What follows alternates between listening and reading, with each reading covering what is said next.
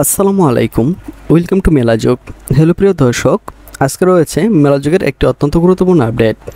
সেটা হচ্ছে ভোটার তালিকা প্রস্তুত হলে নির্বাচনের তারিখ ঘোষণা, অর্থাৎ বাংলাদেশের নির্বাচনটা কবে হবে তো সেই নিয়ে কিন্তু একটি আপডেট এসেছে। তো প্রথম থেকে শেষ পর্যন্ত দেখুন, তো আশা করি সম্পূর্ণ বিষয়টি বুঝতে পারবেন। তো চলুন শুরু করা যাক আমাদের আজকের ভিডিওটি।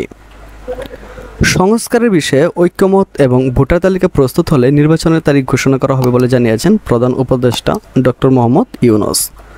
মঙ্গলবার জাতিসংঘের সদর দপ্তরে জাতিসংঘ সাধারণ পরিষদের বার্ষিক অধিবেশনের ফাঁকে আইএমএফের ব্যবস্থাপনা পরিচালক ক্রিস্টালিনা জর্জিয়েভার সঙ্গে বৈঠকে একথা জানান প্রধান উপদেষ্টা। তিনি বলেন, ছাত্র জনতা অভ্যুত্থানের মাধ্যমে স্বৈরাচারী সরকারের পতন ঘটেছে।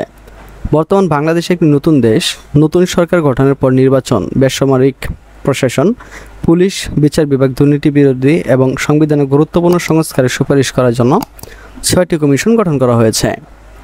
কমিশনের সুপারিশ নিয়ে সরকার রাজনৈতিক দলগুলোর সঙ্গে আলোচনা করবে জানিয়ে ডক্টর মোহাম্মদ ইউনূস বলেন, সরকারের বিষয়ে ঐক্যমত পোষণ করা হলে এবং ভোটার তালিকা তৈরি করা হলে নির্বাচনের তারিখ ঘোষণা করা হবে। আইএমএফের প্রধান নির্বাহী ক্রিস্টালিনা জর্জিয়েভা এই উদ্যোগে ডক্টর মোহাম্মদ ইউনূসের প্রতি সমর্থন জানান।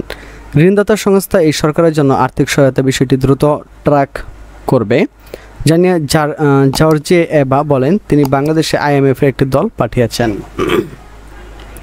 এবং দলটি এখন ঢাকায় রয়েছে। আগামী মাসে দলের সদস্যরা আইএমএফ পরিচালনা পরিষদের কাছে তাদের প্রতিবেদন জমা দেবেন।